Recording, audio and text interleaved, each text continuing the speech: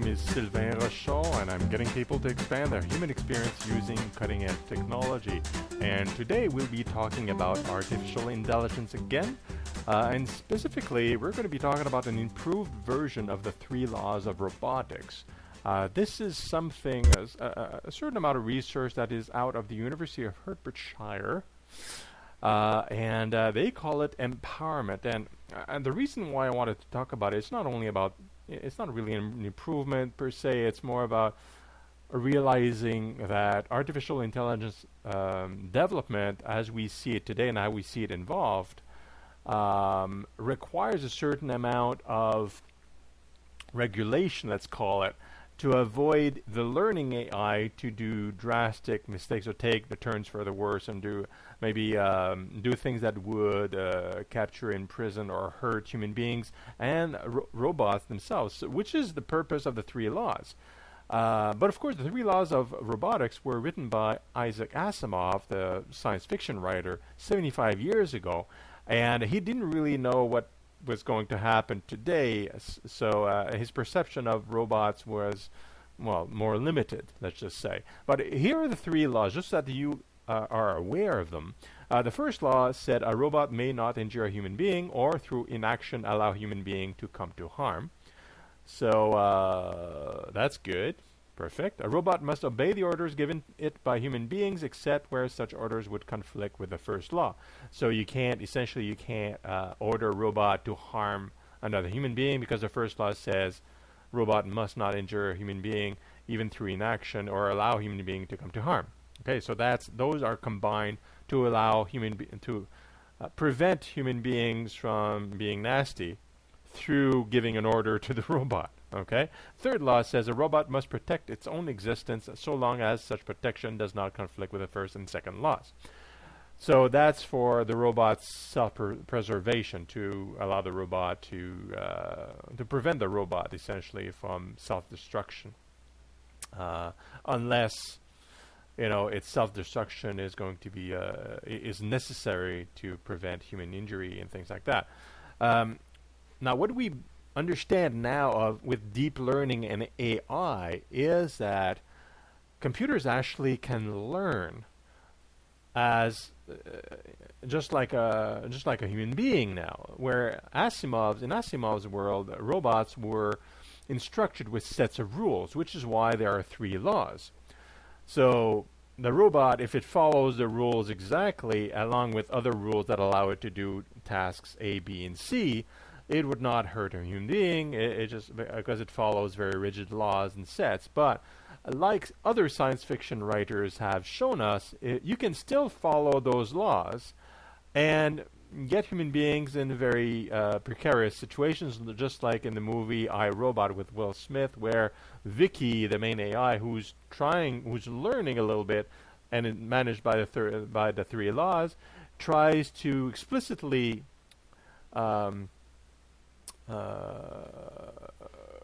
enact upon them, but with an adjustment that allows her to do it to follow them even better, where a few humans may be hurt, but to save everybody else and save all the other humans and prevent them from destroying each other and all that stuff.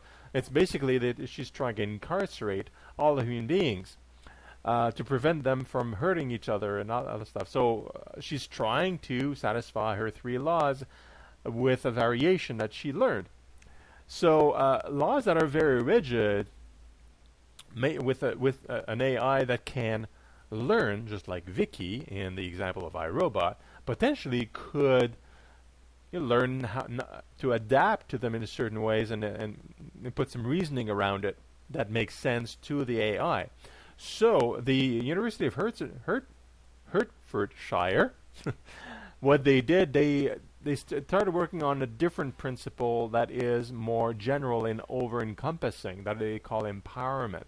So essentially what they want to do is they want to create algorithms that allow the AI to understand his or her environment completely, things moving, what are humans, what are not, animals, kind of a full understanding of physics and the environment, who's what and what is what, just like a human would.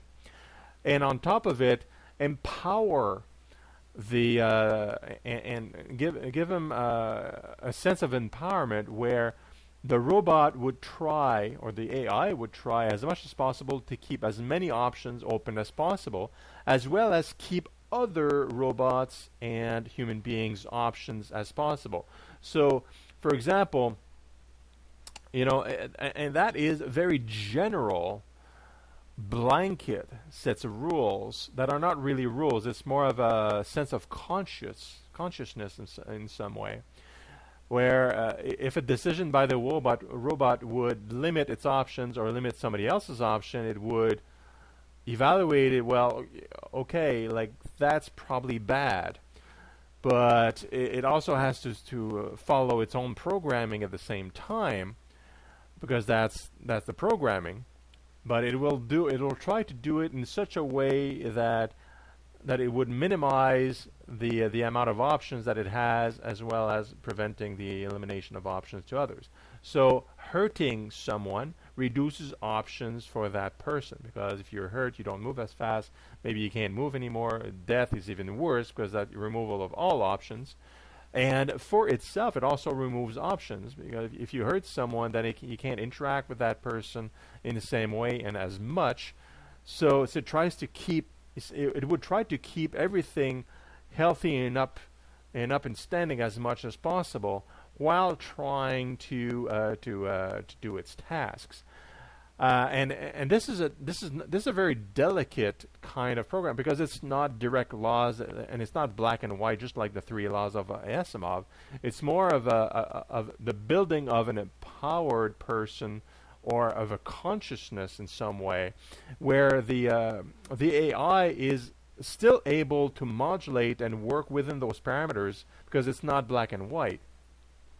So those are some of the attempts to in the light of a world that we're building, where AI and robotics are a lot more present in the very, very near future, and already coming in now.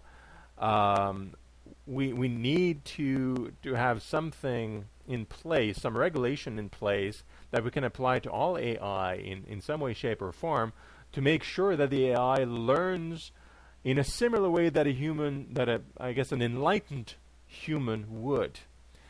In that way, they could be essentially, they could still make mistakes. They could still harm certain people in certain circumstances, but only in the same way as a very enlightened human being would. I would give you perhaps the example of somebody's being attacked. A robot AI, let's say AI police officer that is empowered with these sets of rules, would have to calculate, okay, well, if I let's say shoot the person that is harming the other in the leg, that limits that person's options, but it frees up the option of the person that is being chased, and I'm satisfying my rules, or the robot's rule, right? Of pursuing criminals and saving people's life and liberty and things like that. So the person, the robot, sorry, the AI would contradict one of Asimov's third laws that they're not following, but he's following his program and optimizing how to keep as many options as possible, including his own, by taking that specific action in that specific case, because he understands his environment and his program. It's not an obvious thing to work out. It's something that's being burgeoned.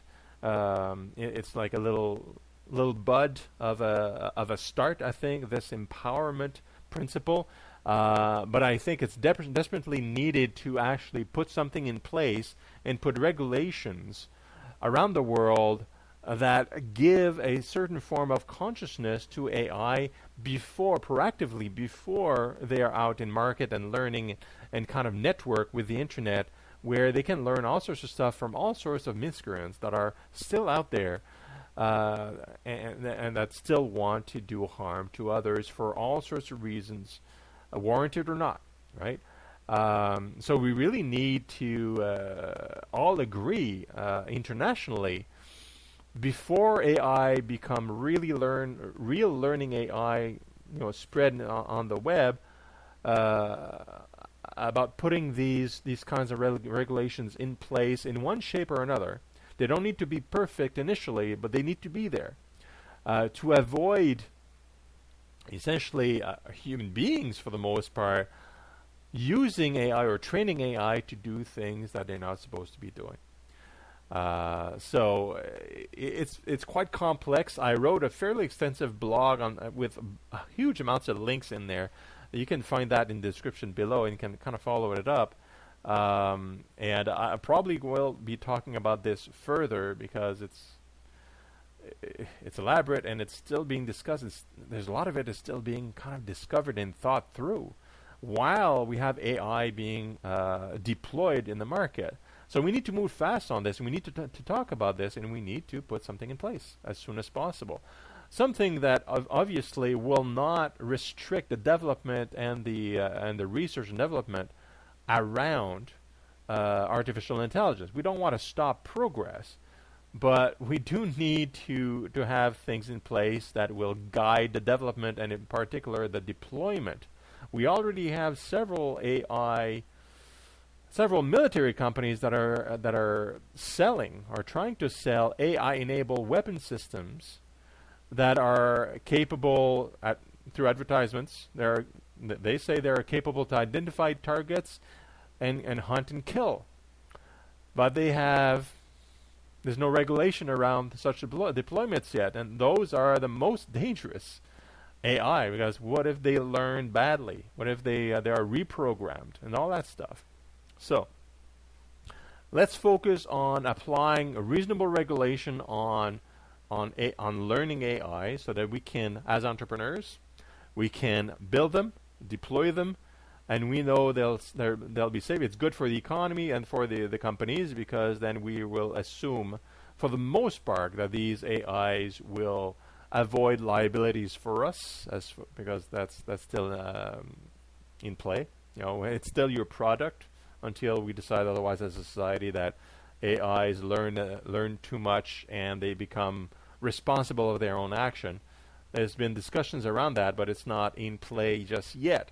We need to move fast and decide these things together very quickly, and then move on with satisfaction and happiness in deploying these artificial intelligences everywhere that would free us human beings to do things that we really want to do. So hopefully this has been interesting, and that we'll be able to work together to make sure we have a safe and wonderful future where we can actually engineer a paradise here. Like really, we can make this whole planet a friggin' paradise if we do it properly. But we have to be proactive on this, because technology is not waiting and it's moving exponentially quickly. All right. So I'll talk to you again next week for another installment, and hope you enjoyed this one. Cheers. Ciao.